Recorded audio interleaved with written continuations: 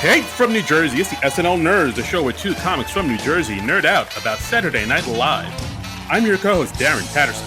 And I'm your co-host, John Trumbull. John Trumbull, how you doing, sir? I'm doing all right, Darren. How are you doing? Not too bad. The summer's coming to an end, coming to a close. We're wrapping it up. You know, the hazy, crazy days of summer are coming to an end. And I'm doing okay. And I'm doing super okay. I'm doing better than okay. I'm doing great. You know why, John, I'm doing great? Why are you doing great, Darren Patterson? Because we got a guest with us, John Trumbull. Well, yeah, we do. Yeah, ladies and gentlemen, in the chat room with us tonight, we have an amazing comedian and one of the hosts of one of my favorite podcasts, Dear Pod. Ladies and gentlemen, we give it up for Erin Maguire. Yay, me! I I felt like I needed to give myself some sort of fanfare. Yeah. Well, welcome aboard, Erin. We're happy to have you here. I'm very happy to be here. I'm very honored because Darren is truly like a Dear Pod super fan. And, you know, I just feel like this is a crossover that the world needs. This is it. This is the that episode of the Jetsons Meet the Flintstones. This is that. Exactly. I was thinking more like Golden Girls and Empty Nest, like the spin-offs, you know? Oh. There was that one episode where like there was a hurricane in Miami and then like all three of the shows, it was like Empty Nest, Golden Girls, and Nurses sort of connected into each other. Did anybody else remember that? I vaguely remember that. I remember there was the episode where all the NBC sitcoms had the blackout. And that was when Friends had the Chandler getting stuck in the ATM vestibule with Jill Goodacre. With Jill Goodacre, thank you. And all the Thursday night sitcoms did that except for Seinfeld. Seinfeld was just like, yeah, we're not doing that. We don't play by your rules, NBC. I'm not doing that. Get out of here. And then NBC just sheepishly went, yeah, okay.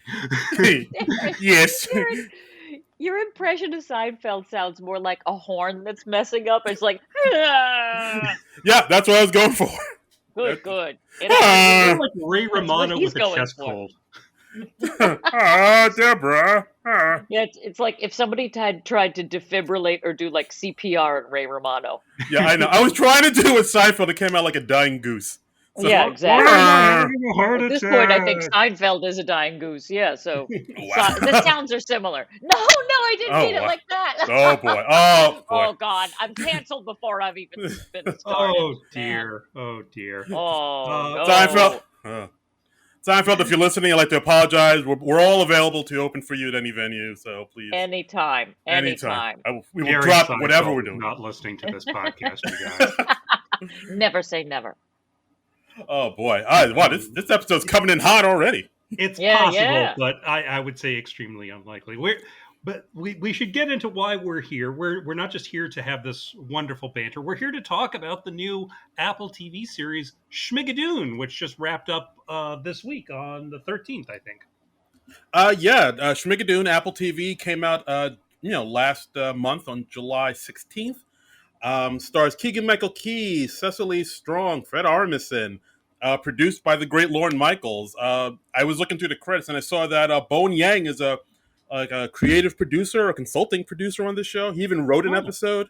I missed that. Yeah, he wrote an episode with, I believe, Julie Klausner. Yeah. Yes, absolutely. And okay. Cool. And the show is created by Cinco Paul and Ken Darino. But before we get into that, let's start off with this. Erin Maguire, we ask all our guests the same question once they get on. Are you an SNL nerd? Do you have any love for the show? Do you think it's okay? Do you have any favorite, cast members? Any favorite eras? Any favorite sketches? Let us know your SNL journey, please. My SNL journey is pretty intense. When I was a kid, I was obsessed with it. And I came up in the era of the Dana Carvey, Mike Myers, that whole group of people. Like that cast to me was how I was introduced to SNL. Right. And, Toons is the driving cat and Phil Hartman, like the unfrozen caveman lawyer. And that was to me my SNL. So as much as I appreciate and love and can look back at the Bill Murray era, the Dan Aykroyd, the original cast, and like love everything that happened there. To me, my heart will always lie in that like late 80s, early 90s casting. Mm. Um, Fun fact, this is a big surprise, especially as a comedian. I have crippling OCD. Sign me up. Yeah, like here's a number, the line forms to the left. You, of course, you're a comedian because you have OCD. But one of my weird quirks, I was like a counter, like I had patterns that I had to do every day, or I would feel really shook. And for some reason, one of my patterns was I would tape every episode of SNL, but I would have to watch episodes of SNL before I went to school. Like I would get up at 7 in the morning, get ready for school, and I would have to come downstairs, put in the VHS tape, and obsessively watch an episode or like even 3 or 4 sketches before I went to school. Wow. What does that do to a kid's brain? I don't know. A brain that's already interesting to begin with, but I would memorize them and then I would perform them at recess when I got to school that day. So Wow. every morning there was recess at 10 something. All the kids would go out and they would all sit on the balance beam and I would act out characters from SNL. And then I started making up my own characters and I developed 75 characters when I was a kid and I had them all on index cards. Damn. Wow. You thought, I mean, like you hit the jackpot when it comes to SNL nerds. Holy moly. Right? Index card. Yeah, index card. Yeah. I didn't even go that far. I just kind of. I was a little Forrest Gumpy about it. I was like, I loved it. And it was like comfort food to me. So like Dana Carvey will always be my childhood. And Mike Myers and just those guys specifically, Mm-hmm. Jan Hooks, one of my favorites, Jan Hooks. No, we've talked about on the show how I truly think Jan Hooks was so underrated. Like she was so a powerhouse. Underrated. Like she was kind of one of the few people that can go like toe to toe with Hartman, and we love Hartman here on this podcast. Yes, and she just was, like Jane Curtin. I also feel was underrated. Mm-hmm. In what she was capable of. She was a female straight man, but they were so hard to come by. And she played it so well and she just walked that line. And I was very excited / honored / shocked when I was asked to do the Lucille Ball Comedy Festival.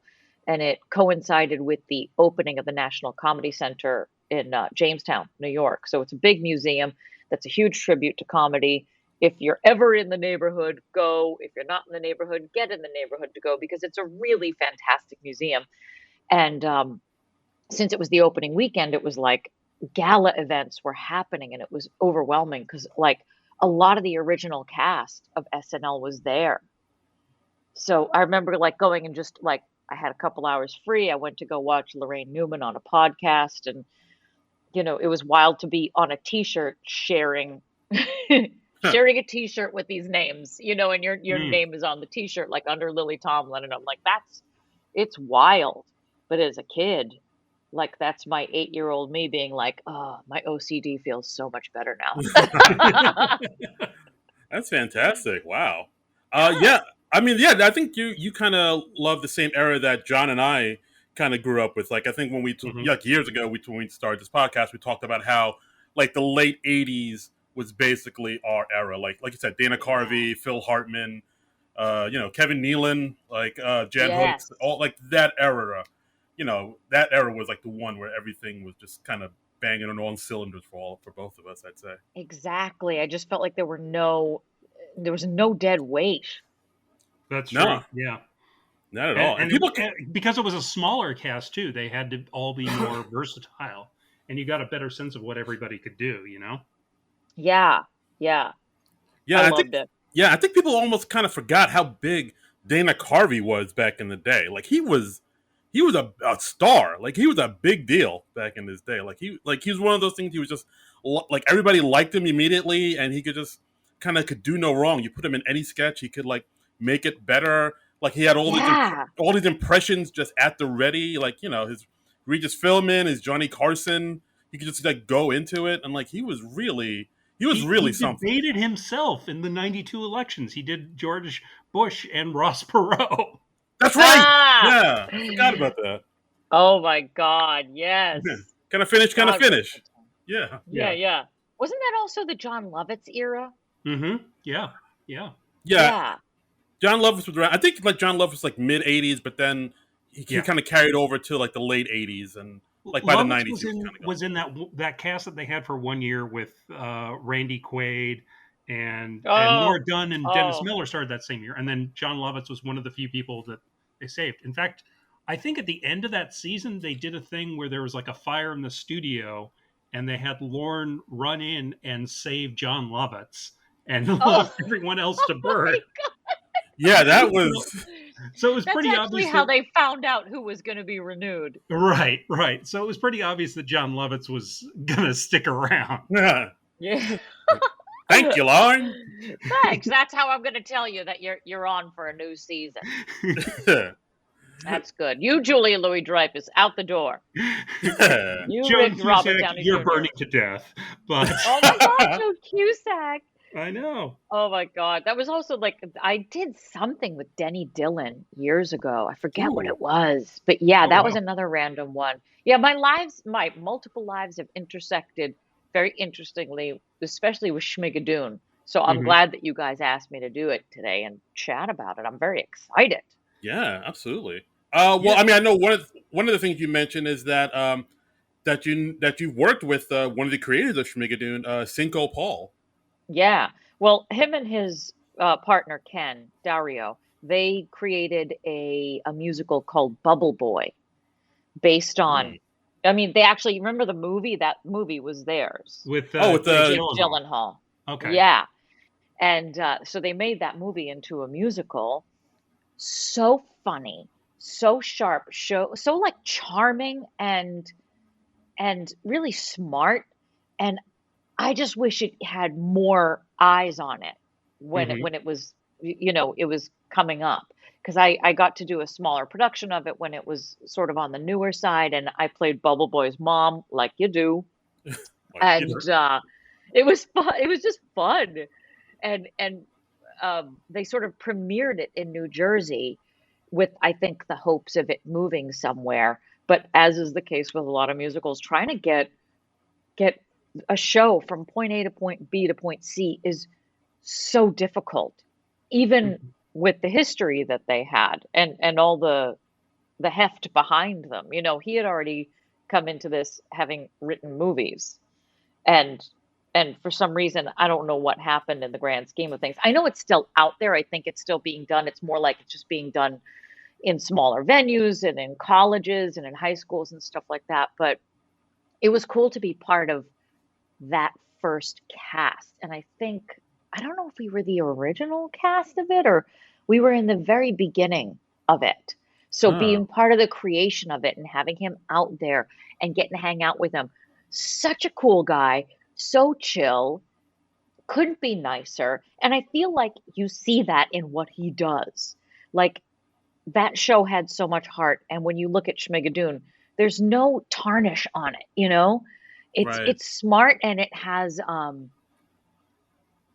a modern sensibility, but it doesn't have, parchment edges, for like lack of a better term. It doesn't have this like cynicism. There's not an ounce of cynicism in what he does. Right. It's definitely like that's so refreshing. Yeah, it's definitely like a very feel-good show. This show. Yeah, but without it being, shoving toxic positivity or cheesiness in your face. That's not ever his agenda. It always veers towards this upbeat feeling, but with a modern sensibility with zero cynicism attached to it, which I think is a really wild line to walk and difficult. Because it's like, well, how can you, we live in such a cynical world, and everything you feel like you're reading or seeing or hearing has this edge to it. It's like, it's like, throw some swears in, make it darker. And he sort of bucks that trend, and you don't feel like you're watching some saccharine Disney movie at the same time. I mean, especially in the case of Schmigadoon, where it's like, this is a love letter to musical theater. So he's able to be tongue in cheek about it and like make fun of the form, but doing it in this really honest and sincere way, which I think he pulls off beautifully. It's wild to see because it's like also coming at it with this history of knowing what it was like to work on Bubble Boy with him and even just getting to like hang and chat with him. He couldn't be sweeter. Oh, that's fantastic. Yeah, Yeah. yeah. I mean, I hadn't known that he would like he was such an accomplished writer. I mean, he wrote. I'm looking at it now. Like he wrote Despicable Me, and he Oh wrote yeah. the Lorax Dr. Seuss movie, Horton Hears a Who. It's like, oh wow, this guy's got done some real He's serious no stuff here. joke. Yeah. And I think at the time that I worked with him, Despicable Me, at least the first one was already out. So again, it's like he's him and his partner, they're no joke. They know what they're doing. And I wish that Bubble Boy had a bigger kaboom because I think it's so fun and charming and it could have been like another Bat Boy, it could have Right. and there's no saying that it can't. I would love for it to come back. And yes, I would love to play the mom. And yes, I'm Ooh. available. Call me. Cinco Paul, God, if you're listening, reach out to her people. I'm pretty sure I still have one of the dresses from that show. I'm pretty sure I stole it. So I'm available. And I have a costume. Wow, you're ready to go. I know. I don't joke around when it comes to employment. Oh, who you telling? He could be off book Amen. again in the matter of weeks. Oh yeah. Wouldn't it be great if this whole time I was just rehearsing it anyway, just in case? You never know. Because you Like I want to know be it's ready. been about 7 or 8 years, but I do it every night with my husband, and I'm like, let's just run through the lines again. Come Right. on. I know you want to go to sleep, but come on. He could call any day now. You gotta be on call like a surgeon. Exactly. My beeper could go off, and I gotta go in any You moment. never know when that Bubble Boy bat signal is just going to go up into the night sky. I need a Bubble Boy beeper. It could happen. Exactly. Oh wow, this episode's gonna be great. I can feel it. Well, thank you. Okay. Well, I mean, so let's get a little into what Schmigadoon is. It's about a couple, Melissa and Josh. They're both doctors from New York City, and they've been together for a few years. They've been together for like 4 years, I think. 4 years, 2 months. Yes. 4 years, 2 Oh months. wow. And like the various episodes, they start with periodic flashbacks to their relationship, so we can kind of see like both the good and the bad of their relationship. And they're going through a bad patch, and they go on this backpacking trip, and they get lost in the woods, and they find this magical town called Schmigadoon, where everyone's in this golden age style musical, and they can't leave the town until they find true love. Right. Yeah. And like, so, I mean, I know the show's called Schmigadoon. So I actually, a couple days ago, I watched the show Brigadoon, which of course that's where the name of the show comes from, just to see like basically how close Brigadoon is to Schmigadoon. And yeah, like they kind of had the same kind of plot to it. Yeah. Like, I mean, I don't know if you guys have seen Brigadoon or not. I know of But, Brigadoon. I know Brigadoon. It's like this town that only appears once every 100 years, or something like that. Spoiler! Whoa! I don't know. Is That's that a all you spoiler? need I to didn't know about that. Brigadoon. No, it's Yeah. not real. I mean, it's a movie from 1947, so it's barely a spoiler. But yeah. So it's basically like they sort of took that element of it and put it into Schmigadoon, and then I looked into it more and more, and I noticed, like a lot of the like characters are based off of other characters from musicals, which is something I really didn't even know because like I'm not a huge musical guy. Like the leprechaun that tells the couple Josh and Melissa that played by Martin Short, who's only in it for like this one episode. He's Yeah, like, I could. What a great gig. I could have had a little more Martin Short in this. I was hoping for more of him. yeah, I thought he would make a bigger. He'd play like a bigger part or make another appearance. But anyway, his leprechaun character is based on Og from Finian's Rainbow. Oh yeah. You knew that? Look at you're saying all the because I mean I came up in musical theater. So I know all these things. I mean it's weird. Of all the things, an Irish girl who's never done Finian's Rainbow or Brigadoon. These are two not very well known musicals. They're not done a lot. But within the show, you can see Sound of Music. You can Yeah. see it's like, it's fun. He tips his hat to a lot of things. There's a tip of the hat to Music Man. There's actually a lot of Music Man in this. Yeah. Yeah. But I was gonna say that too. There's some of the characters are based on from the Music Man, like Kristen Chenoweth's character, based on Mrs. Shin from Music Man. Dove Cameron's character, who plays Betsy Madonna, the waitress who's the farmer's daughter, is based on Ado Annie from Oklahoma. Danny Ado. Bailey, yeah, Ado. Ado Annie. Ado I Annie. played her. Ooh, all right. Wow, I apologize. Yeah, All right. I'm no Dove Cameron, but I tried. Yeah, and of course, Danny Bailey, who's the town rapscallion, played by Aaron Tveit, Right. is Tveit. Tveit. You know what? I'm just. Yeah, if you want me, look, I'm gonna be that person because again, it's like I come from musical theater, I come from comedy, I know all of these people. Okay. It's funny. No. Please correct me if I'm mistaken. Like again, I'm a novice. I'm a babe in the woods over here. Yeah, Aaron Tveit, he's great. He's great. Like such good casting for all of these people. Yeah, I could definitely tell like a lot of these people had Broadway chops, as it were. I know the woman that played the school marm, Emma. I think she was from her character's based Hamilton. on the character.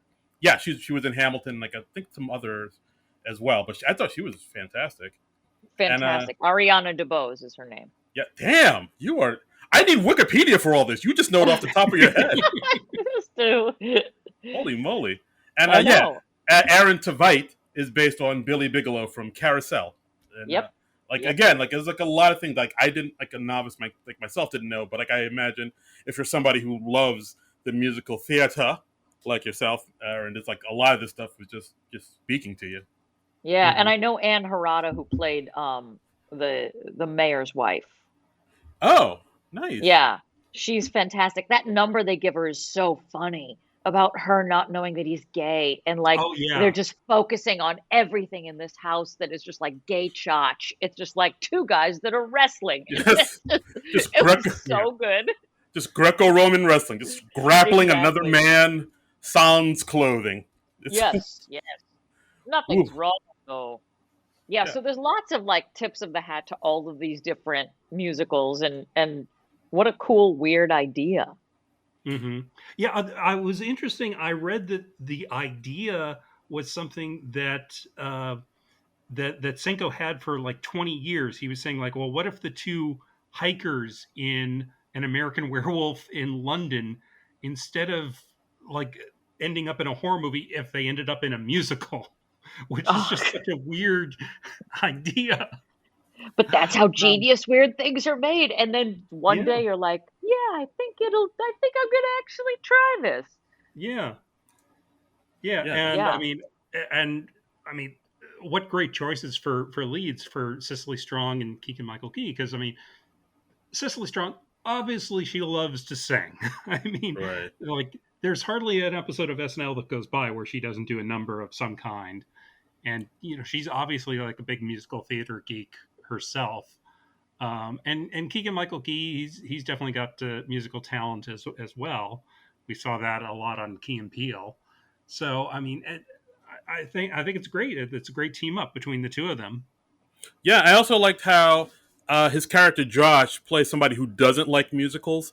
Because, I mean, there does seem to be like a lot of those people who just like flat out hate musicals, like with a fiery passion, which I never got. So for him to sort of play that character, he's kind of playing against type a little bit. I felt, like he said on like some of his talk show appearances promoting this that he had to like be directed like a few times. Like he found himself like sort of tapping along because he doesn't really participate in many of the musical numbers until the very end. But they were like, no, Keegan, you don't like musicals. You can't sing along. You can't be like, fight the urge. You can't be bopping your head. Yeah, and I love him. This. He's one of my faves. Yeah. No, he's a lovable guy. That's why I thought it was like so against type, because he's usually playing like, because he's such a likable guy. I mean, I don't want to say the character Josh was totally unlikable, but he definitely did like some kind of things that were kind of dickish. And maybe I thought, well, maybe that's the thought behind somebody like Ian being cast in it. Because Yeah. it's like, if you cast somebody else who doesn't have sort of a baseline of natural heart and likability to them, it could tip too far in the other direction, and then the cynicism comes in. So I Yeah. wonder if that's what the thought was behind it, is we need a guy to be the heavy in this and to be the hater, but you can't go so far hate or it tips the scales too dark. Yeah, Mm. no, I mean he doesn't like outright hate musicals. He just seems like indifferent to them at best. And I did kind of identify with him. Like in the first episode, they think they've just stumbled into this tourist trap where everyone's singing and they think it's like a group of performers. And and at one point, like the mayor, played by Alan Cumming, the great Alan Cumming, approaches him and he's like, "Oh, okay, no, please don't do this. Let's not."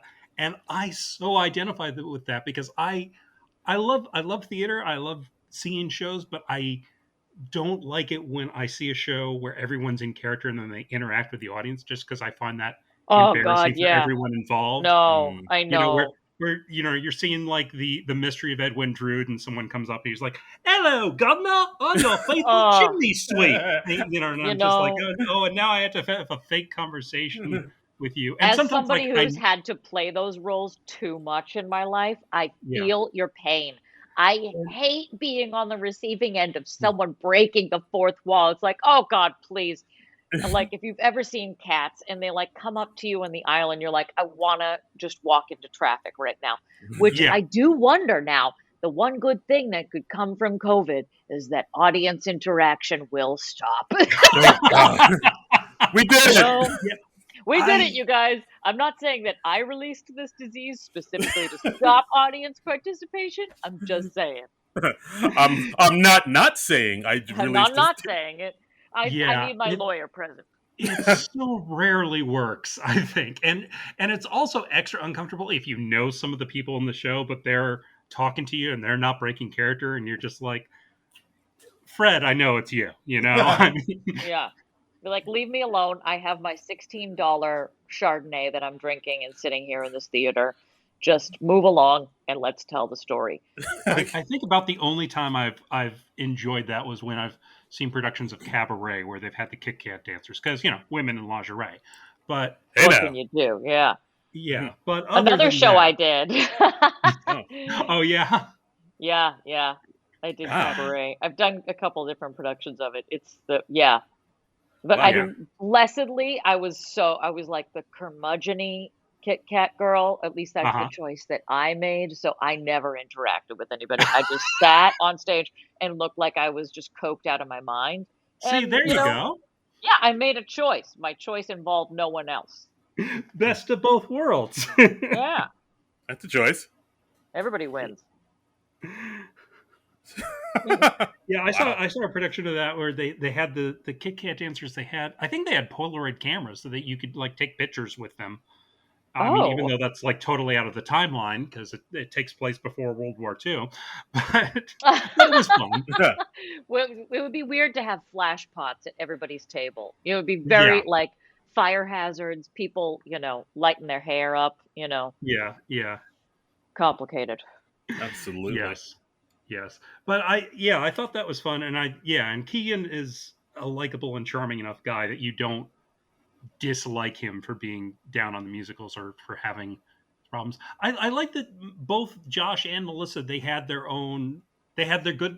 good points and they had their flaws, and I like that they were both flawed characters. Yeah. Yeah, yeah, absolutely. I'd go with that. But All what right. I love is the sincerity of it Hmm. ultimately. Like, and that was something that I remember from Bubble Boy, is that everything is heightened and stylized. And if you're smart about how you perform it, you don't do it with an ounce of commentary on it. You have to do it like, this is my reality of what I'm playing. It's like Kristen Right. Chenoweth's character is so over the top, but she is so grounded and honest in what she believes and says and thinks and does. Hmm. Hmm. And Yeah. that's what Yeah. makes everything work. Yeah, Yeah. Kristen Chenoweth, I thought was a really good in this. Like her character, Mildred Layton, who's like the Yeah. head of Mothers Against the Future. Yes. And they're like, so you're Math. against the passage of time? She's like, yes. Exactly. Yeah. Yes, I am. Yeah, and I like how like when she first meets Josh and Melissa, she says, "Oh, what a unusual and exotic couple the two of you are." Right. And when they check into the town they don't, because of the town ordinance, they're not allowed to get a room together because they're not married, so they have to Right. get 2 rooms. But thankfully it only costs $1 because Schmigadoon is somewhere in 1910. So I I like love those it. prices. I like those prices. Exactly. Yeah, and as far as SNL goes, we also get Fred Armisen as Mildred's husband, Reverend Howard Layton, who I thought he did a good job in here in this show. yeah, definitely. Absolutely. So I mean, as far as songs goes, like, does anybody have any like favorite songs that really got their toes a tapping? I thought watching this, I think the songs were really the strongest part throughout. I really enjoyed some of the stuff. Like, guys, corn pudding. I mean, Corn pudding. But the best to me, I mean, I loved Kristen Chenoweth's big, like, tribute. I think it's called Tribulations. It's like yes, a tip of the hat to Trouble in River City Right, from from Music Music Man. Man, Yeah. obviously.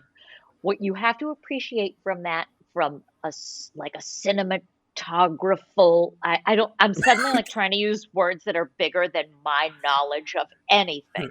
use No, a From a cinematography. cinematographic point of view, is that it's one long shot. I don't Uh-huh. know if you noticed this. Go back and watch it. I think maybe there's one single cut in there, maybe, but it's all of these tracking shots and it just follows Kristen Chenoweth. And what I love about it is that that is a huge tribute to musical theater where you're like, in live performance, you don't get a do-over. You get one Right. shot at doing it. Mm. So it's almost like they're paying a tribute to musical theater where it's like, once the song starts, the train has left the station. And if you mess up, you got to keep going. Now, they Hmm. can go back and run this thing a million times and reset it, but in like the homage to being like, we're going to go through this whole number top to bottom together and you're going to come along for the ride. It was so beautifully staged and shot. And Chris Catelli, who I know Chris Catelli, he's the choreographer. He did an awesome job. It was just like there was a guy at one point. Mildred throws a Bible up in the air, and there's a guy behind her who has to catch it. And as soon as he did that, I turned to my husband and I said, "If I was that guy who had to catch that Bible, I would shit myself." Because Right. you would think he's like halfway through the song, and he's like, "If you don't catch this Bible, they're going to have to stop this whole thing and start Right. back at one." Right. So I appreciated everybody in that number for hitting exact marks because I would wet myself. Um, and the other number I loved was the bridge, going over the bridge. Because if Oh, you go back and listen to the lyrics of it, the things the Yeah. women say are so funny. It's so the lyrics of it are hysterical. Everything is so light and like bouncy and buoyant. Right. But the one I like that is a nice shift is the double duet when the two different couples find their what they think is their new love. Right. oh, And yeah. the way they Suddenly, shot that was very interesting too, because they make it look like an old-fashioned split screen, but then the characters cross over from one side of the screen to the other, so you realize like, oh, this is all on one set, and they're just making it look like a split screen. Yeah, really That cute. Yeah, that was really cool. I thought that surprised me. yeah. I mean, they got some strong stuff in here. Like I said, the corn. I don't know why corn pudding puts a smile on my face. It kind of, I don't know. It kind of reminds me of a song I would have heard in like a Mighty Wind, maybe. I don't know. Hmm. Just Oh, totally. corn, Yeah. corn pudding. Oh, Like the dumbest thing that they could possibly ever sing about. yeah. Right, right. And it's just when the characters, they're just new in town, they're there the next morning and they're like, okay, well, what should we order at the local restaurant? And they're like, well, we've got a special on corn pudding, and it starts this whole musical number, and Josh in particular is just like, oh, okay, well, hey, can we just skip past this? We just want to order some food. Yeah, and I also like that in the beginning of the series, whenever a song would start, they would comment and be like, "Oh God, no, please, not a song, not this, not that." But then they kind of let that go. Right. that like device of being like, oh geez, here comes a song. You can It get would away get a with doing little, that a couple times, but it would get yeah, tired if they were constantly commenting on that. yeah. So It I would get a like that little they, tiresome. yeah, they went into step with like, okay, now we're accepting that this guy is going to sing to me or whatever, except for the Dream Ballet girl, which I did laugh at. I was like, okay, she came up later, but I love that she stopped this girl from doing a Dream Ballet. Yeah. Yeah, she was just like, no, dream ballets always suck. They're pointless. They just add time. I And, don't and then have the time. lights come on and she creepy walks away. I'm just like, all right, that's good. Yeah. See, I didn't even know that was a thing. I didn't. I mean, I knew of Dream Ballet, but I didn't know it was called Dream Ballet. And I was like, oh, does everybody hate Dream Ballets? I didn't know that. Oh yeah, they show up in Oklahoma. There's one in Oklahoma that's the most famous Dream Ballet. And you're like, I remember I did Oklahoma and I was like, great, this is my chance to smoke a cigarette for like 30 minutes. It was such a long Dream Ballet.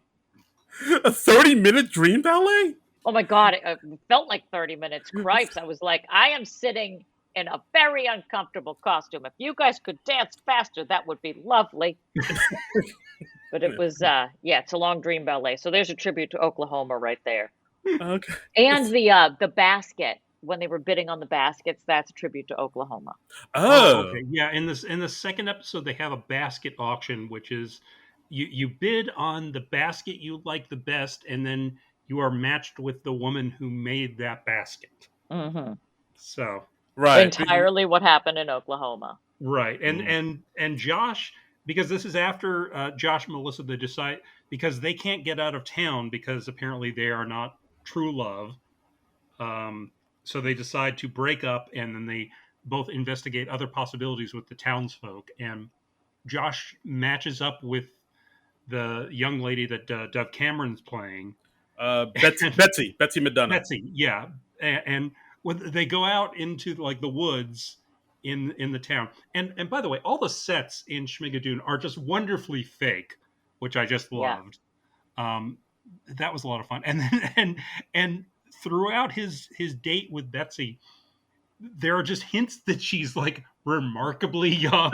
he never quite nails down what her age is. She's like, oh hey, over here's the tree that my daddy planted when I was born, and it's just like this skinny little tree. It's like a foot off the ground. Right, Oh right. my And he's God. like, oh no, that's not good. This is yeah, this is something I could get arrested How for old are here. you?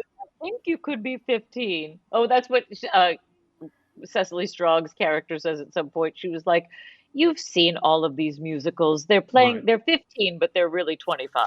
Oh yeah, yeah. She specifically calls out in Sound of Music, 16 going on Liesel. 17. He's like, Yeah. she's Right. actually 29 if she's a dad. Yeah. Right. Yeah. And then I think they had her looking at like Cecily Strong's character was looking at Betsy as she was showing off the ring to everybody else, and they were all giggling, saying, "Oh, he's a doctor." And then I believe Melissa says, "Oh, women were so underwritten in early musicals." Yes. Mhm. So good. Absolutely. Yeah, I mean, the Sound of Music reference made me immediately flash on the sketch that Cecily Strong did with John Mulaney a few years ago, Oh, where that's they right. did a whole 16 going on 17 parody, and John Mulaney's character is like, well, actually, I'm 33. And his age keeps inching up throughout the number.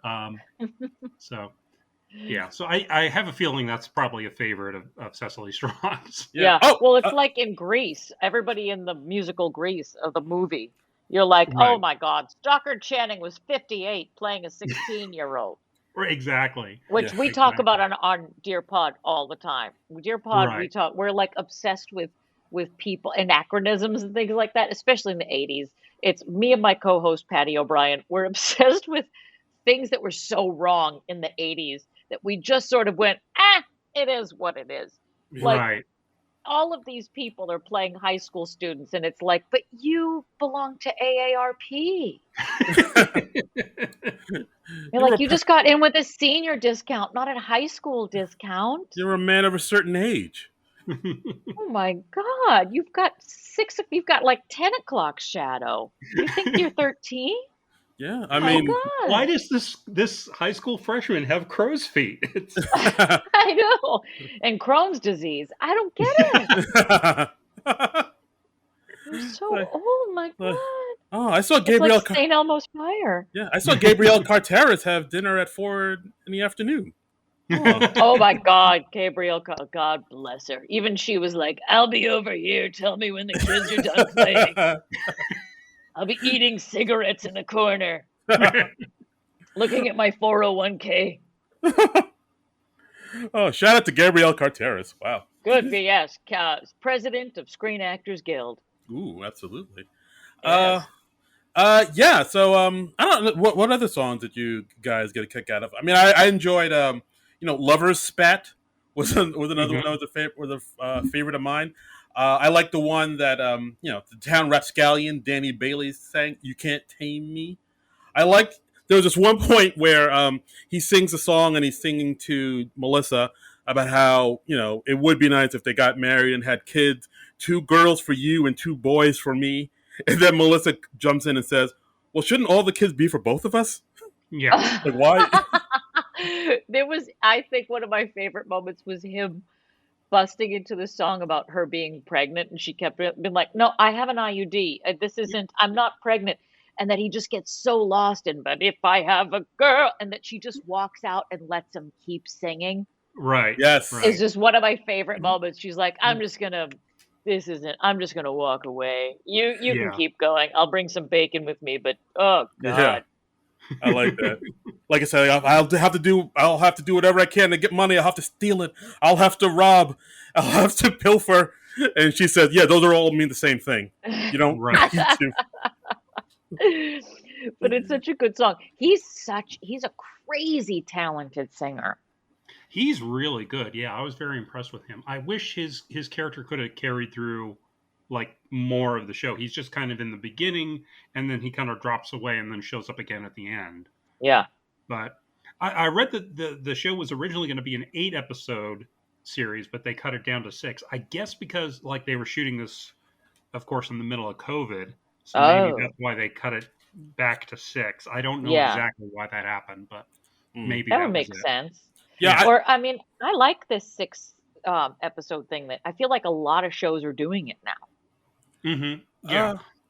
I mean, shows, they tend to be shorter nowadays. I mean, it seems like we're going more towards like the British model where you just have like a limited number of episodes per season, and then it just shows up every couple of years. So we don't have like The Undoing on HBO, Queen's Gambit. I think both of those were 6 episodes. And it's almost like I like these things that aren't trying to get multiple seasons out of it. It's like we're going to take more than a movie's length to tell you a story, but we're going to take less than 3 seasons to finish it up. So I don't mind this like 6-episode model of like, we're going to hit it and quit it. And if it comes back again, it's going to be an entirely different thing.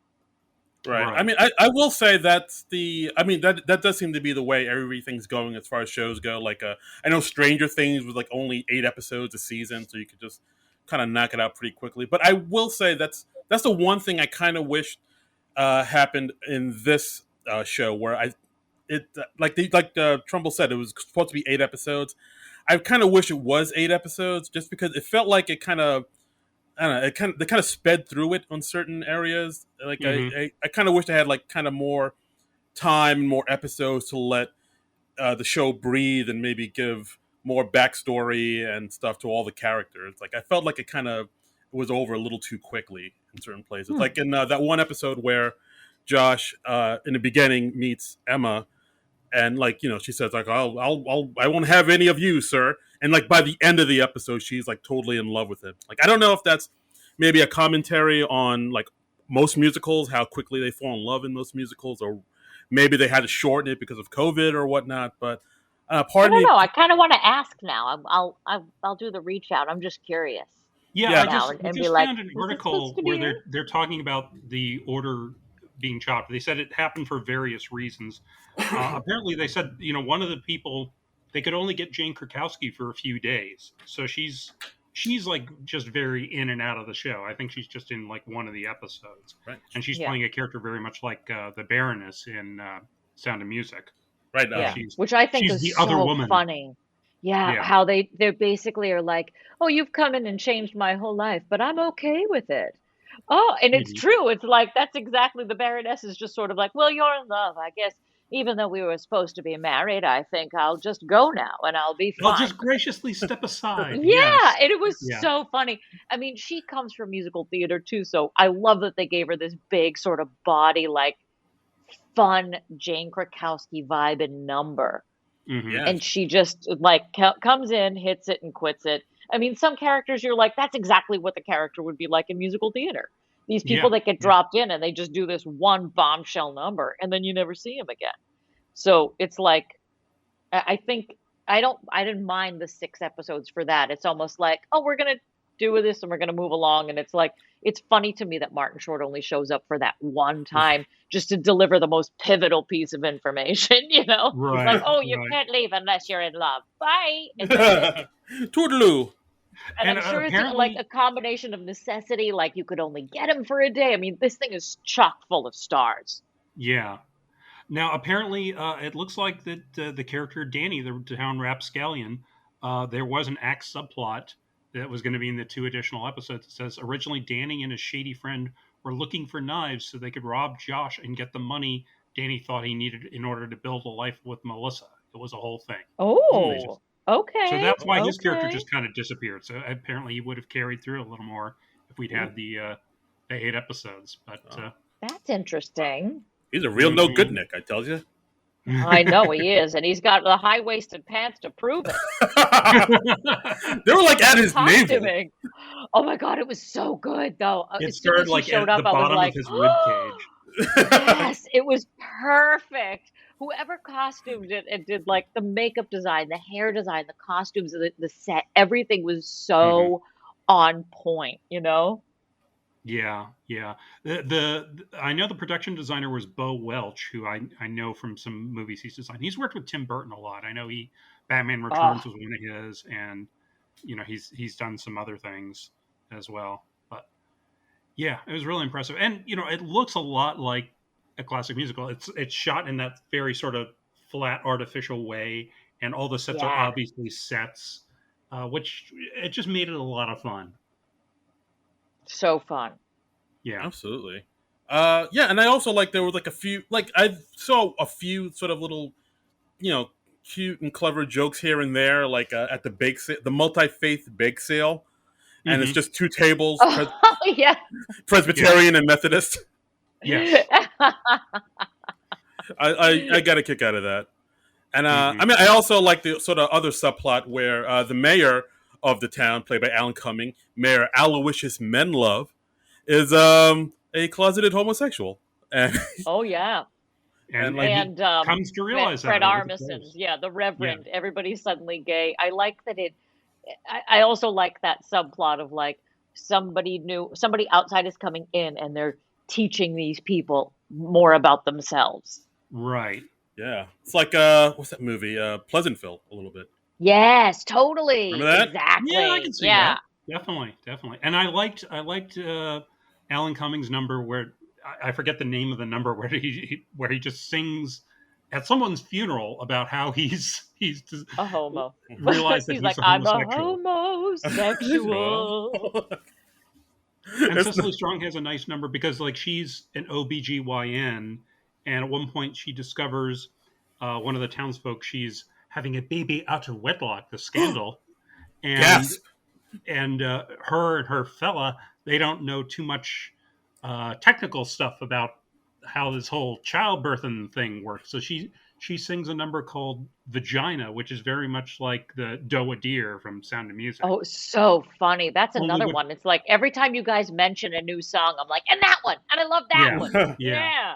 And it's just filled with clinical sexual terms and just explaining how childbirth works and Right. pregnancy works. And that Vagina. he's a seaman. Yes. Yes. Steven. And the Get it? girl in the last episode, when she comes forward for the finale, and she was like, "And I know that I had a baby out of wedlock with semen, and yes, I know how that sounds." Yes. So good. See, like Vagina. even his sensibility. That's what I'm talking about. Is like he's adding enough, um, modern day sort of like funny anachronistic things, but it's Hmm. delivered in with like peanut butter and jelly. There's Ooh, when right.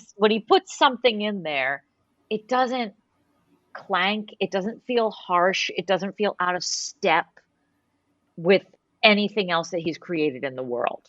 Right. It's just played with like a little bit of irony at times, but not so much that it breaks the spell, you know? Yeah, with no edge. Yeah. Mm-hmm. right. Like there are things like where Melissa goes over to the mayor's home, and he's not there, and She talks to his wife, and he's talk, and she says like, "Oh, do you know something strange about your husband?" And it's like, "Yeah, I know he's a," and then the wife sings that song, "He's a queer one, that man of Yeah. mine." Mm-hmm. That's a very sweet one. And then like you see Melissa looking around, and like we said, looking at all the Greco-Roman statues around, and then Melissa says to herself, "This was literally me in high school."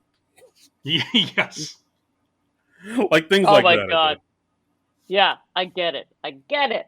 You were me. Yeah, I mean, yeah, this show has a lot going for it. Like, I enjoy that they had like so many people who have like a big theater background, like the school mom, Emma Tate, based on Marion Peru from the The music. librarian. Yep. Yeah. Did I Marion say the that? librarian. Did I say that right? Yeah, Marion Peru. Yes, you did. Woo! Nice. Yeah, like you said, Ariana DeBose, right? Like I thought she was fantastic. Yeah, she's very talented. She was in the original cast of Hamilton. I mean, that was kind of her biggest claim to fame before this, but crazy talented dancer. She played, I think they named her character something like the Bullet or something in Hamilton. She had like a really sort of featured ensemble role in Hmm. it. But yeah, she's great. You can see her in the movie too, which I think is on Disney Plus. Am I right? I think Hamilton. so. Yeah, there is like a film version of Hamilton. on Yeah, I Disney+. remember everybody You still haven't complaining when checked out. like they released that in the beginning of the pandemic, and everybody Mhm. was like, "What the hell? I have to pay $7 to get a Disney membership so I can see Hamilton." I was like, "That's better than the $700 you'd have to pay to see it live." So suck it up, Buttercup. We're This all is true. inside. We're all homicidal. Take a break from watching serial killer documentaries and pay the $7 to see Hamilton. I gotta pay money for entertainment? No, thank you. No way, Good man. day, sir. I say Money good that day. goes to the artist that created this kind of thing. This is crap. Oh, Paul. This is flim flam. I don't know. Yeah, now you're getting into the musical theater thing. I know. I'm starting to get into it. I love it. Yeah, man. But I love that number she had with the school kids in the classroom. I really dug that one. Like where It you was see all so fun. these cool kids tap dancing on desks. So it's like, oh wow, this is really it's a hot time of the old time tonight. Yeah. It's like they had a little bit of everything. They had the love songs and they had the upbeat dance numbers and then they had the big all skates that was like everybody in the town. It's the corn pudding numbers. Right. Corn pudding, corn. I love corn pudding. I can't tell you why. I actually love corn pudding, the food. Is that weird? No. I'm not sure if I've ever had corn pudding. Wait, I think it's just cornbread. is that a thing? Is it? I thought it was more like a pudding type.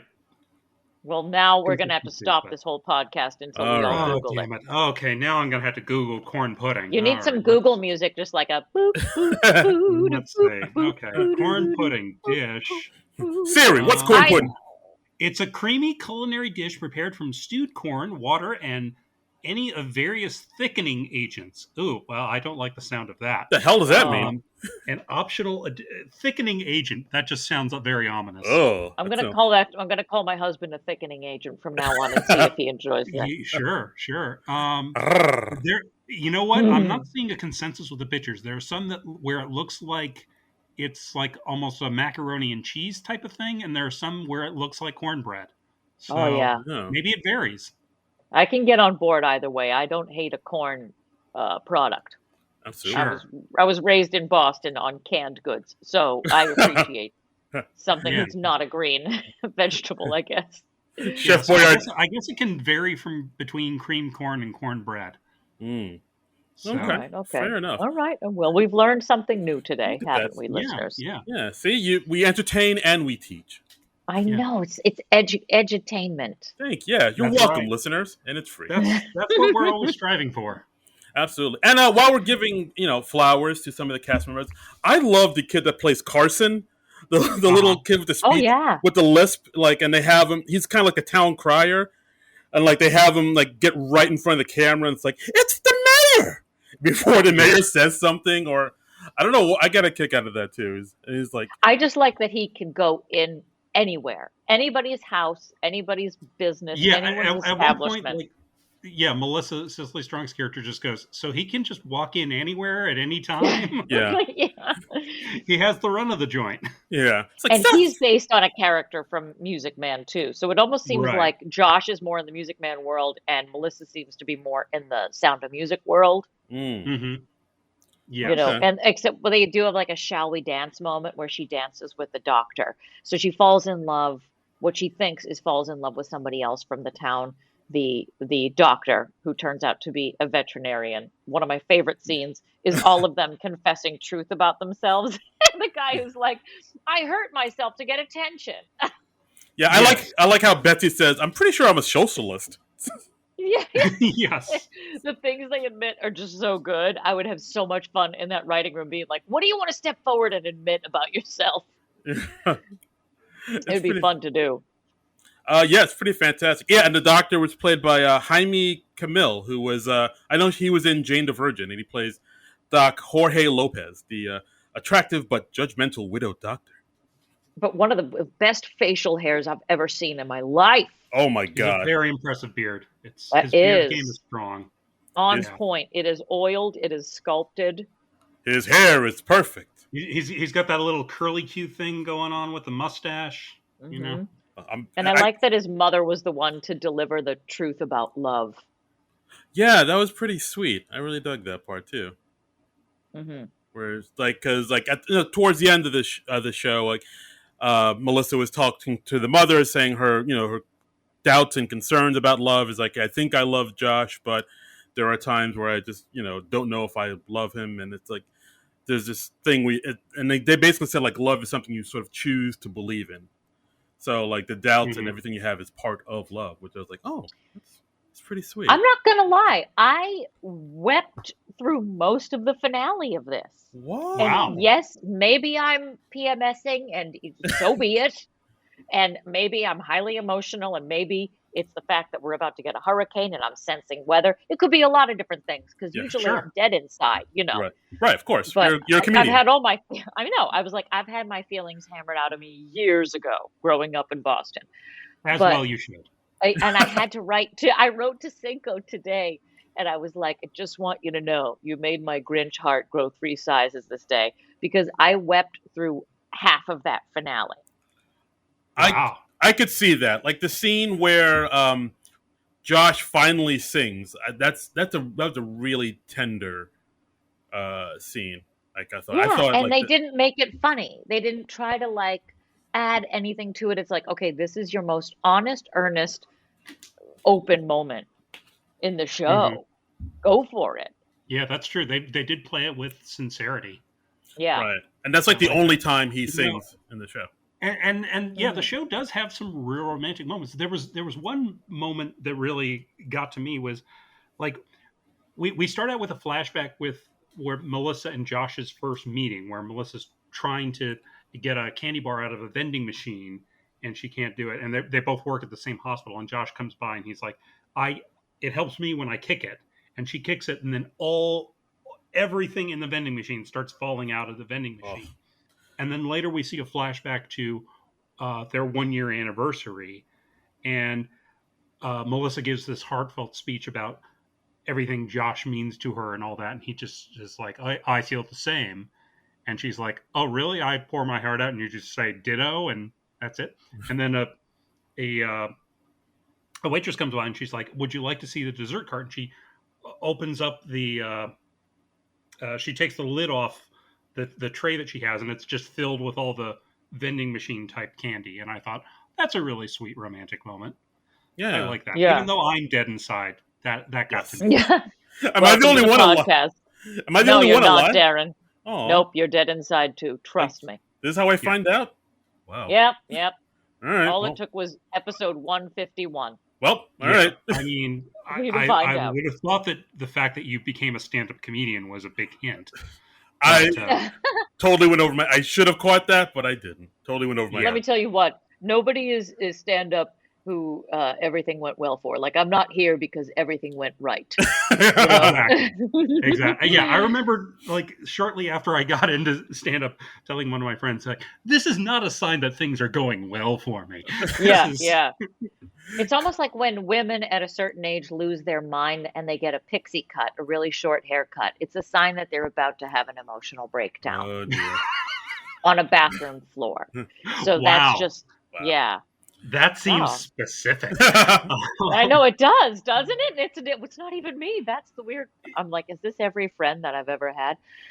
Aaron, I feel like I have to ask as a friend, what's your hair looking like right now? My hair is longer. I'm going the other direction, Okay. so I'm Okay, doing so- okay. No, so no- I will no not pixie pixie cut. cut myself. No, Yes, can't queen. pull it off. Because All then right. people would definitely be like, get that 13-year-old boy off the stage. Get out of here, Carson. He's What are an you, A nuts? cup. Mhm.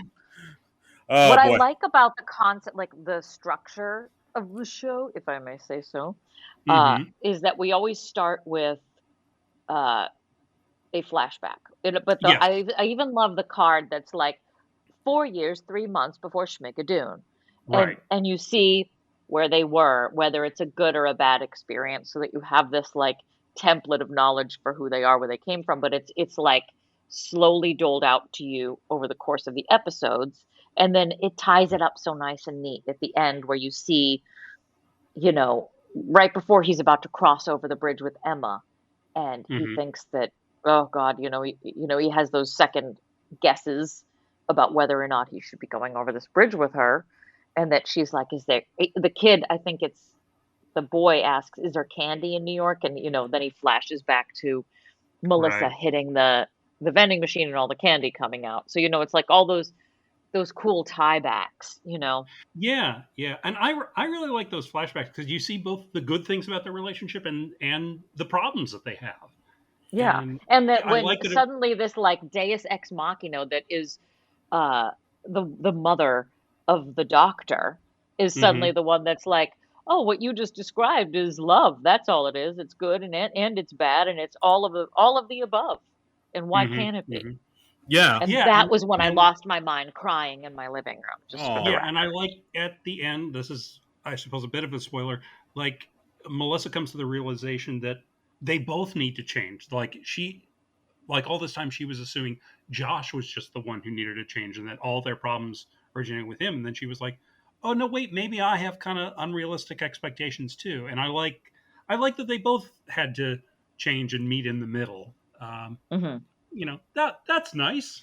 Yeah. People go on a hero's journey all together, and Hmm. everybody in the town is changed Right. at the Yes. end of it. Yeah. Like at the end, we hear. I mean, a lot of people sort of admit their truths. We have Emma Tate admitting that because we're in the show, we're introduced to Carson as Emma Tate's the school mom's brother. But then towards the end of the show, we learn that that he's actually my son. She says to Josh, which is Dun, like dun, dun. yeah, I know. Yeah. Gasp. Is that El from a musical? scandalo. Is that from a musical or is that something? Or is that that something? he that a child is discovered as being the actual. No, I don't think so. Oh, No, okay. that's nothing's coming to mind, but that doesn't mean that it's not the case. Just nothing in my brain. This is when I Yeah. need my husband, who is he is Schmigadoon. Like, somebody You're- said, they were like, your husband is the actual town of Schmigadoon. I'm like, yes, he actually is. He's that guy. so you're Mrs. And when Schmigadoon. Is that what you're saying? I'm more Josh. It was funny watching it because he's like, Keegan Michael Key is you.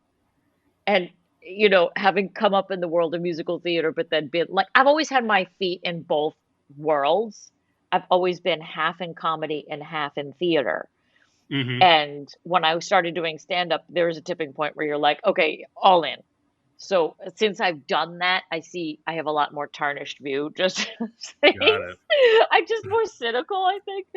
And he's like, that's you. That's your character right there. But I'm like, he is the character of the whole town. he's, bright and sunny, and he's that guy that would wear a hat and be like, "Let me sing you a song, make you feel better about yourself."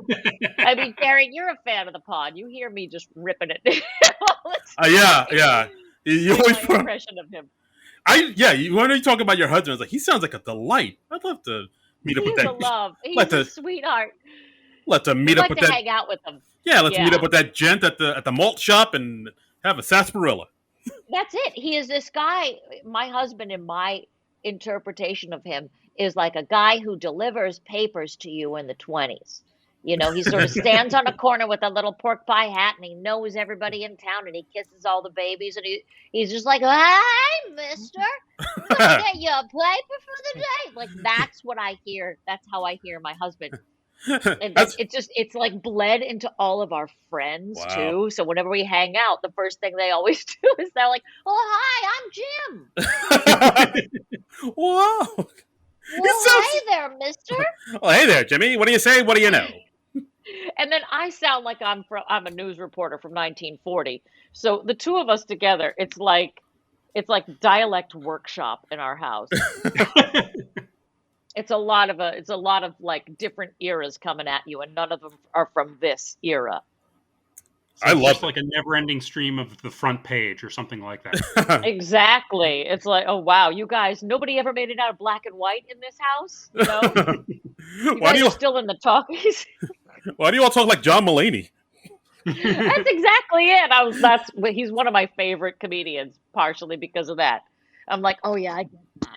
When he talks about when he drinks as a kid, I'm like, oh yeah, I get it. Yeah, no, John Mulaney's dope. We love him here. We love John Mulaney. We're big John Mulaney fans here. Yeah, he's one of my favorite comedians, hands down. I wish I could have seen him at City Winery. Literally sold out in like a millisecond. Yeah. I think he's still touring. I think he's doing a show in Boston pretty soon, and like a few other places. It'll be a special eventually. Yeah, I will catch it when it's on Netflix. Yeah, and we'll talk about it on this podcast. Yeah. It's like so towards like since we're getting towards the end of this this show, I did notice like I really loved how it had that that song that Josh finally sings, very tender song, and then they go into this kind of more modern sounding musical song at the end, like this is how we change or changes, I believe it's called. It definitely it sounded like something out of maybe Hamilton or Rent. And it definitely had like a different tone to it than the other songs throughout the show, which I really like. It really a little more poppy. Yeah, that's how it really stood out for me. I was like, oh wow, they're switching things up here. Yeah, at that point I was in a full-on ugly cry, so I can't give you details on what that song was. I was like, when you get like gasp cry. It all looked blurry through your tears.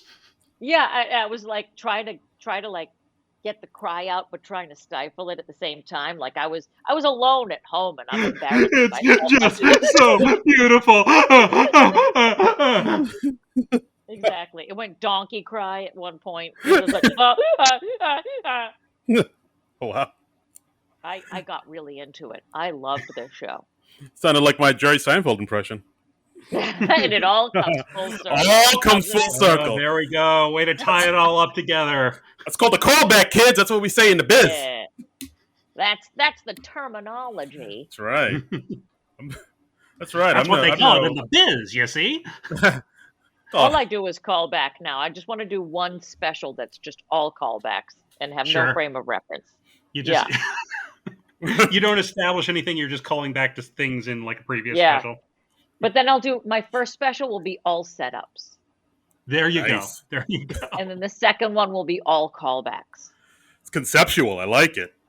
You'll release them 3 years apart.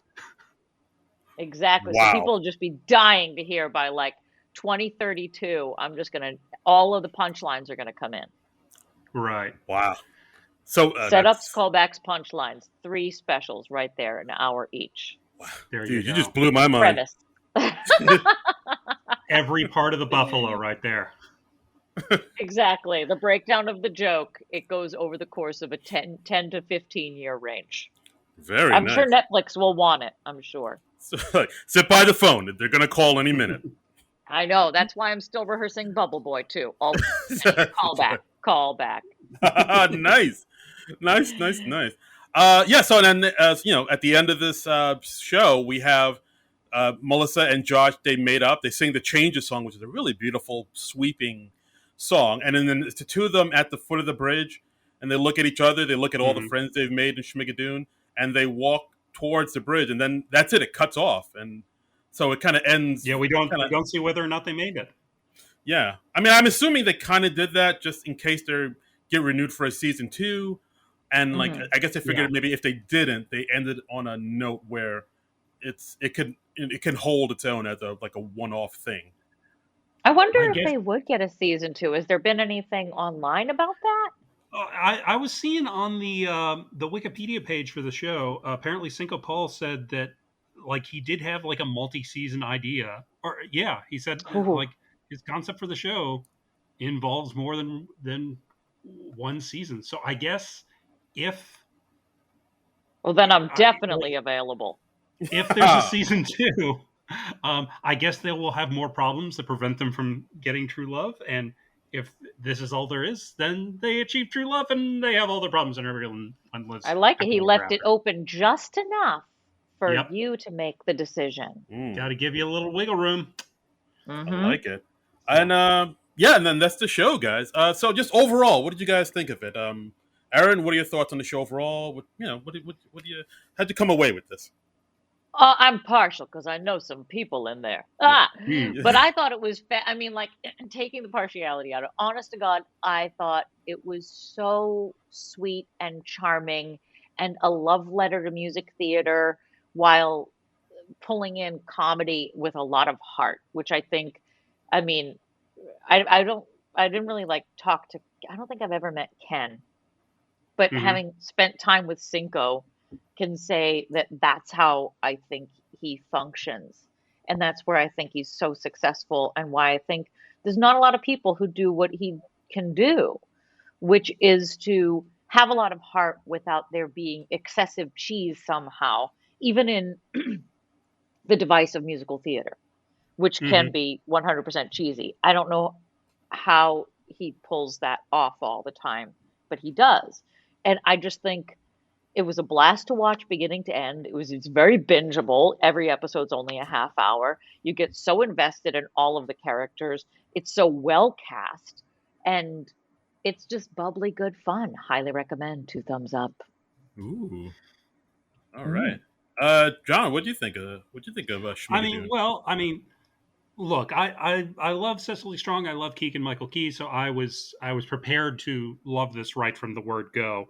I thought both of them did a great job. I thought it was really good. I want to give a shout out to Barry Sonnenfeld, who I don't think we've mentioned yet, who Oh, directed all right. Oh6 episodes. yeah. Um, The great Barry you know, he's Sonnenfeld. great. I mean, he's done a number of things that I'm very fond of. You know, he's a very funny director. You know, he's done Men in Black, the Addams Family movies.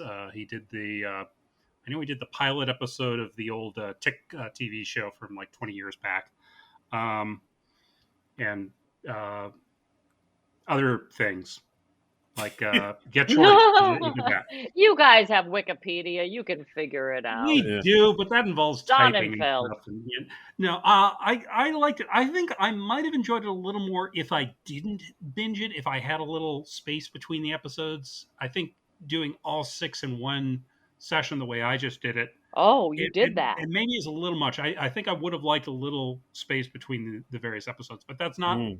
any sort of criticism. I think it's just a little musical can go a long way. You know. Oh yeah. Yeah. So, I mean, I think if I'd been in the situation that Melissa and Josh are in, it would have been really cool for like the first 2 hours. And then after that, I would be like, get me the F out of here.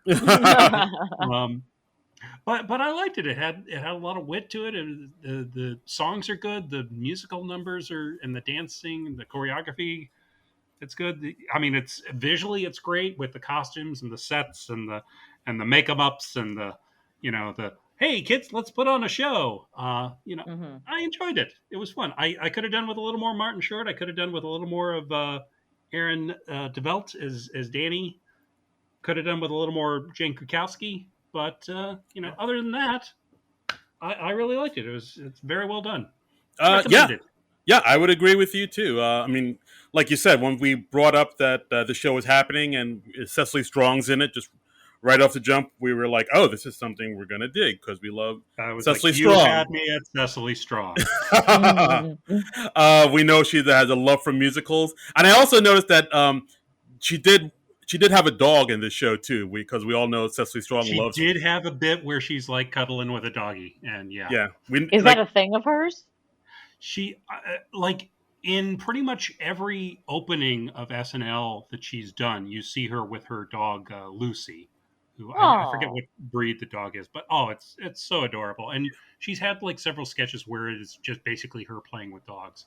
I yeah. once Oh. commented on her Instagram. I was like, if they rebranded Saturday Night Live, it's just like 90 minutes of Cecily Strong playing with pups. I would be totally there for that. And she was like, yes, so Yeah. would I. Yeah. So Cecily Strong loves dogs. She loves her some she dogs. loves the doggies.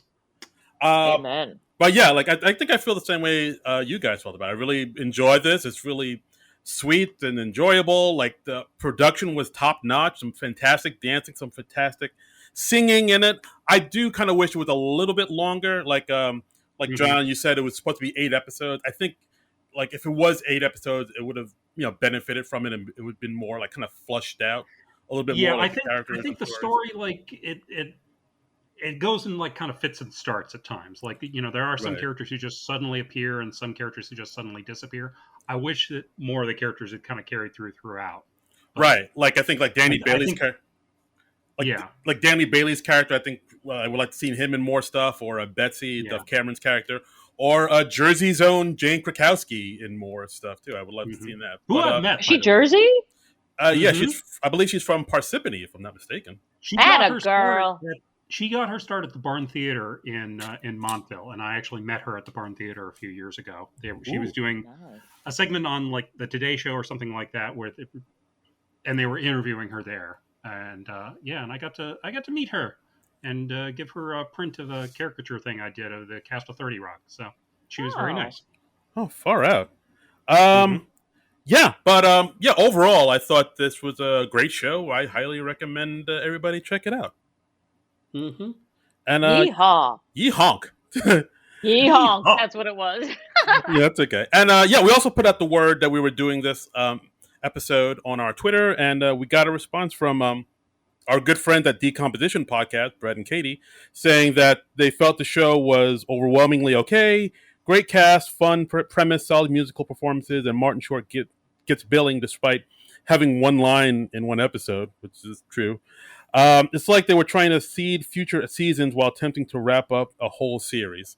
And I think that kind of comes into play with what I said, where, I think it would have benefited more if it had 8 episodes instead of 6. But overall, what they had, I thought was pretty solid. Well, you may well get your wish. Ooh. I just like Who the phrase knows? overwhelmingly okay. That's what I strive for. Yeah. I can only hope that someone gives me that review someday. Yes. Yeah. I will It's hope like, someone. I'm overwhelmed, but yes, I'm also kind of Yeah, my friend once got a review that called him affable, and I have called him that ever since. Nice. Yeah. Affable. Affable. That's what I strive for. Like I hope somebody Yep. says that at my funeral. I'm just trying to aim for the middle. That's Ma right. Yeah. always said, aim for the middle. That's all you can do. That's what we do in this podcast. We strive for mediocrity. Yep. Amen. Well, I Uh-huh. hope that I was able to help you achieve it today. Absolutely. And Thank you for helping us achieve mediocrity, Erin. yes, thank you. Anytime, man. And yeah, so that's our episode, guys. Erin, thank you so much for being on the podcast. You were a delight. Well, And- thank you. Thank you for having me. Yeah, is there anything you'd like to plug, promote? Please, floor's I yours. mean, is it Where can weird to people find plug you my... online? Well, yes, definitely stalk me on Instagram because I'm a real crap Twitterer. But Instagram I enjoy very much. Erin Maguire Official. That's Maguire. Oh, so complicated. I love it when people that they'll tag me in shows and they'll misspell my name all at the same time. It's just awesome. That's It's a the real dream, thing. right? It is. I'm living the dream. I just want to be mistaken in my name for the rest of the days of my life. So you can find me there also at Dear Pod Official, which is my podcast where it's me and my friend Patrick O'Brien, my co-host. We read articles of Ann Landers and Dear Abby, and Darren Patterson is a big fan of ours, so I think that you should definitely, he's got good taste. Yes. So trust him. Guys, this podcast has the Darren Patterson stamp of approval. So, yes. I mean that's like Zagat's. I mean, this is That's 5 Mage. stars. That's right. So I genuinely listen to this episode weekly, and I really get a kick out of it. So if you're anything like me, you go and listen to this podcast pronto. We're very demented, and we're very funny and dry, and we are definitely not safe for work. But oh Lord, no. You will be doubled over laughing if just for the porn noises. I mean, my God. I'm looking at your Instagram page now, and you've had Katie Huffman from the producers on the podcast too. Yeah, she's a pal of mine. She's nice. It's like I've lived in a lot of different worlds, and there's going to come a day where they all come together in my own late night show. But Katie's great. Wow. It was listen to that episode because she talks musical theater history. I mean, she has lived through so much of it, and Tony Award winner. Yeah. The stories that she tells are just wild. So I will check that out. I got a little bit of everything. We've got guests, but we read articles of Ann Landers and Dear Abby. We come up with a theme every week. And then if we find guests to fit the theme, then we have them on. And we've had some phenomenal people. So, yeah. Yeah, it's a hoot and a half, guys. I remember I listened to the episode where you had Larry Dallas from Three's Company, Mr. Yes, Richie Klein. Mr. Klein, yes. Fantastic episode. Oh, my God. So fun. It was so fun to talk to him about 80s stuff, and John Ritter. Oh my God, we were in heaven. Yeah, so guys, please listen to that podcast. It's a good one, as they say. Good one, baby. Yeah. Right. It's tasty as corn pudding. And if you want to follow me on Twitter and Instagram, I'm at Darren Incredible. That's DARA Incredible. And you can follow me on Twitter and Instagram at TrumbleComic, TRUMBULL, and the word comic. And you can also follow our show's Twitter page at SNL Nerds Show. So great. Please donate to the Patreon. Donate. Yeah, we got a Patreon. Kicking a couple of bucks to help us keep the lights on. Why don't you? Mm-hmm. Support these potters. Right. Yeah. Support the arts. Yeah, man. Yeah. Yeah. And we're going to be back next week with another thing. But until then, no doubt. This has been a non-productive media presentation. Executive producer Frank Hablawi. This program and many others like it on the Non-Productive Network is distributed under a Creative Commons Attribution Non-Commercial No Derivatives license. Please share it, but ask before trying to change it or sell it. For more information, visit non-productive.com.